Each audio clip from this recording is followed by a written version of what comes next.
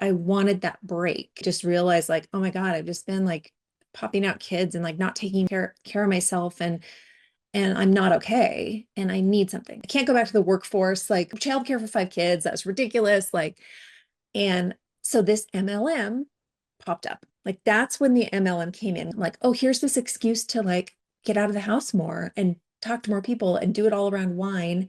And like it's skincare and I'm, kind of shallow. And at the time it's like, oh, now I'm starting to, get wrinkles and stuff. Like it's this perfect fix for everything. So when people are like, "Oh, I can't believe you joined so easily," it's like to me it was the solution to all of the things and an excuse to drink, an excuse to escape. It was all of those things all in one. Well, if it makes you feel any better, I'm one of the most cynical people I know. I think everything's like a cult. But many years ago, I was introduced to Stella and Dot jewelry, Mhm. and I was like, "Oh my God, that necklace is so cute." Okay. I didn't really understand what was so bad about it.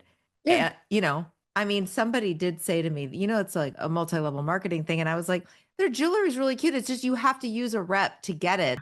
Well, and this is now what, a dozen years ago. I mean, back then, I feel like it also wasn't, you didn't really know what an MLM was, right? Even if you did, you're like, oh, that's, the like the old Tupperware or the Mary Kay. Like that's what I thought. It was like the Mary Kay parties. And it seemed different. Like I got invited to Stella and Dot shows all the time, and lots of people went. And I don't think I didn't realize really what that meant. Same. And it was more, I feel like it was way more accepted because, again, back then, it just seemed like, oh, cool, this is a thing that she's doing. You're not told, Right. like, oh, yeah, if you're successful, it means that the people on your team are not going to be successful because you're basically recruiting people to sell the same shit in the same town. Nobody recruits their competition. That's so dumb on its face. And yet, I can remember so vividly at one point being like, why isn't everyone doing this? Like it, and just that magical thinking. Like, I mean, brainwashing is like a real thing, and it's not as hard as you think, you know? I get it. Nobody tells you, hey, by the way, you're going to do this thing and eventually you're going to fuck over your friends. Yeah. Still in? Like, No, they yeah. don't say it like that, right? No, So it's like you could maybe make some money and get to go out and go on these trips. I'm like, I am in, like, sign me up. I want a little more explanation of how first you're making a little bit of money, then suddenly you were making a lot of money. Yeah. And it just so happened, like people ask, like, what made you successful? And part of it was just dumb luck that I happened to be living in a place where this company hadn't really infiltrated yet. And I had a huge network of friends because I had 5 kids. So I just had a huge network of people who were like me, who probably had, you know, time, they had a little extra money, they were my age, and they also like wanted to, battle aging or whatever. And so it was like, oh, cool. You're doing this. You're normal, like as far as they knew. And so maybe I'll do this or at least buy stuff from you. So I quickly was able to, basically exploit my network, not knowing I was exploiting them, thinking I was sharing. These products are really cool. It was like I really believed that there was nothing like these products, that there is no, and if you're gonna buy it, you might as well sell it because you make some money. Like on its face, because I was so ignorant of it, it was really easy for me to grow. And I grew quickly. And I had a lot of people in my network who had money to spend. That was really it. And all these women are drinking quite a Mhm. bit, most of them. Yeah, it does make it easier to sign like the dotted line when you've had a couple of glasses of wine, right? I mean, that's why I signed, right? Like I was probably a bottle deep when I joined and handed over my credit card and social security number. So it's just you're in that mentality where it's like, oh, they're doing it, sure. Well, maybe I'll regret it later, or maybe it'll be like a impulse purchase. Right, right. So you start rising through the ranks, the drinking starts escalating. Were you and your husband arguing about your drinking? Were you We had prior to me joining the MLM, we had definitely been through some stuff. I'd had an affair, and that had come out, and we were working through it, and so but it's so funny looking back again. We've talked about this. Is like neither of us really pointed to the drinking because it was like something we were doing together. It was a more just like like, oh, there's a rift in our marriage, or there's just this problem you have. And, I was like, oh, this is kind of the thing I do, right? This is what I'm a cheater. Like that's who I am. Yeah, that's my thing. And I drink and I cheat, and that's what I do.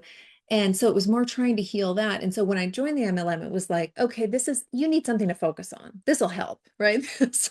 And so the drinking was more a side effect of everything else. It's like, okay, you're going to go out and do business stuff, lots of air quotes, and there's going to be wine, and then, you'll come home like a little loopy, and, you know, we'll have sex and it'll be great. Like he was kind of happy about this whole situation, right? Right, right. Things really seemed to get better. Mm-hmm. And yet the it's like the drinking was almost serving us in so many different ways that it was never the culprit. It was like, well, that's Yes. something we do together, and that's like what everyone does. And so nobody really ever looked at it. So you're at in the MLM, you're starting to drink more and more, and then you have some occasions where you get really drunk and got in trouble, Yeah. right? Yeah. Well, I had this really scary experience in 2016, which was the last and worst year of my drinking.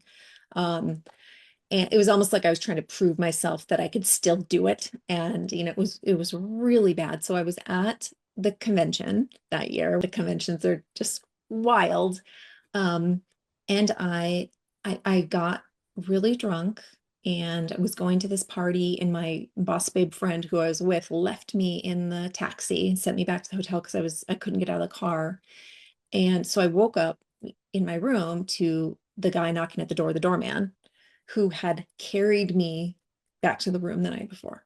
So I had blacked out, basically a whole day. And he's recounting to me, like, oh, yeah, I had to bring you in. Like, he's reassuring me that he didn't like rape me or something. You know what I mean? Like, Yeah. and I was just like, holy shit. And then, of course, I had all these calls from people like, you didn't show up. Where are you? You're not at this. You're not at this. And didn't he also tell you that like EMT had checked you out, that Yeah, they, yeah, yeah, yeah. Which of course I don't remember any of that. I'm like, did you get my insurance? I'm like, there are so many questions. But again, it was in Vegas, and I'm like, this probably happens all the time. So this is when, yeah, I started having consequences, and I'm still so badly trying to prove to myself that I could make it and I could be this like boss babe and still drink like everybody else, and be a good mom, and have this happy marriage and all this other bullshit that I was posting online that like at the heart of it wasn't really true because I was fucking everything up, right? So it really came to a head when I earned my car, which that's a whole other thing, right? You don't really get a free car. It's, whatever. It's a white Lexus. Yeah, it's like you earn a car. You get to the point where you earn a car. And again, like for people who don't know, like you don't. You buy your own car or lease your own car, and then they put money on your paycheck for that car. As long as you lease it and it's white, but it's never enough because it's like a luxury car, very expensive car. It's never enough to cover the payment. right, All very smoke and mirror. And then if you don't keep that same rank, which you have to re-hit every month, they don't give you the money. And so people are like, well, why get the car then? And you can't not because you are shamed. It's like it's being plastered everywhere that you are in car qualifications. And then if you don't have the car, like it's so hard to explain that you have to get the car. And then there's the car party that you throw, which was like a couple of months later. So anyway, it was the day I earned the car, and I got a DUI driving home. So I'm in the car, and I'm like, oh, there's a cop behind me, but it's okay. And I really vaguely remember hitting the median at one point. I should not have been on the road. I am so thankful I didn't hurt anybody. I didn't hurt myself. Like it could have been so bad. Um, but I was running out of gas. A cop car was behind me, and I'm like, oh, it's okay. I'll go to the gas station and then I'll be done driving and it's fine. Like that's how it works. Turned his lights on, was right behind me. Um, like it's hitting me that I'm like fucked, that I just got a DUI. Like this is like you've hit rock bottom. Like little did I know that was not rock bottom, but my license got taken away. I had to have a breathalyzer put in my car. and I'm still pretending out here that everything's good, right? So by the time my car party rolled around, which was 2 months later, the car was there with a pink ball on top and it had a breathalyzer inside. Feeling like life is good.